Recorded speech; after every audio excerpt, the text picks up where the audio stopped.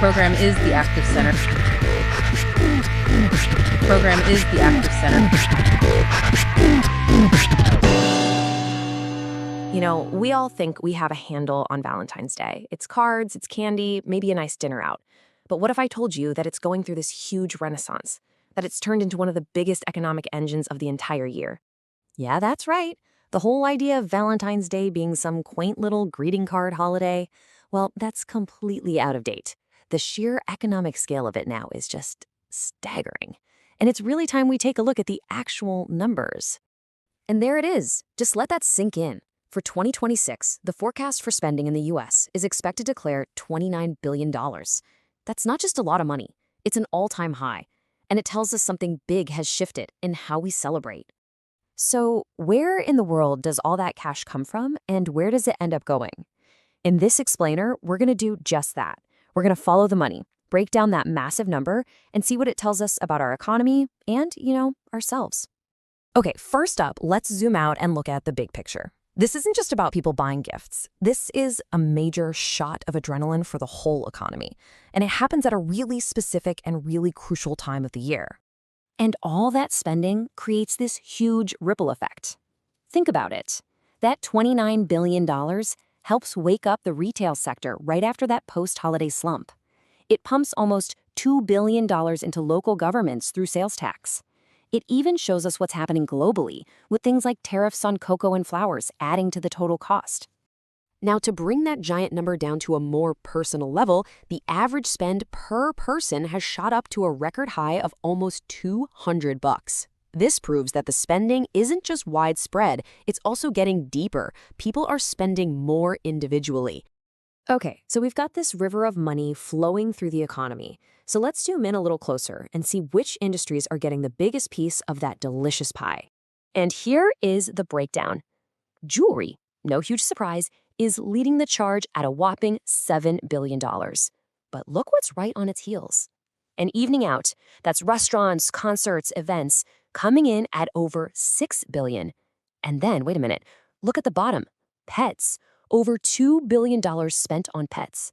Seeing it as a chart really puts it all into perspective, doesn't it?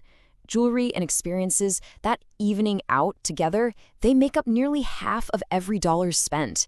It is so clear that Valentine's Day has evolved way beyond just the classic box of chocolates and a bouquet of roses. And let's circle back to that pet trend because, wow, a record 1/3 of consumers are now buying Valentine's gifts for their furry friends. It's one of the fastest growing parts of this whole economy, and it's something most of us probably never even thought about. All right, to really get a feel for how unique the Valentine's Day economy is, we need some context. So let's pit it against some of the other holiday heavyweights in a little showdown. First round, candy. Now, you'd think Halloween would be the undisputed king, right? But it's really a battle of strategy. Halloween is all about quantity, selling mountains of those giant bulk bags of candy. Valentine's Day plays a different game. It's focused on high-margin premium stuff, those fancy heart-shaped boxes that cost more and make more profit per sale. It's a classic quality versus quantity matchup. So what about the thing it's most famous for?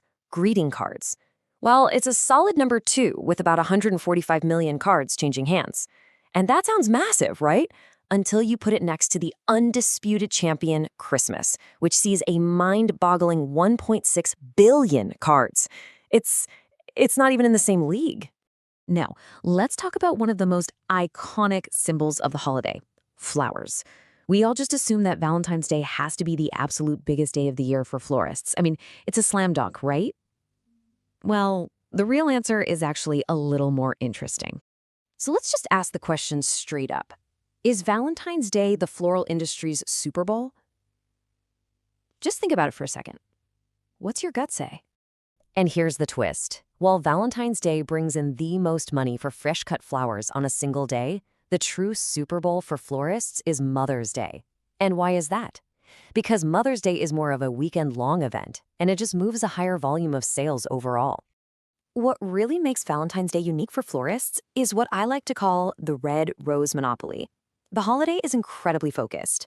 A staggering 84% of all flower sales are roses. We're talking over 250 million roses grown just for this one day. Mother's Day, on the other hand, is much more diverse. You see lilies, tulips, all sorts of different flowers. Okay, last but not least, let's look at who is behind this $29 billion renaissance, because the spending habits are definitely not the same across the board. Different generations are celebrating in very, very different ways. And this chart just lays it out perfectly.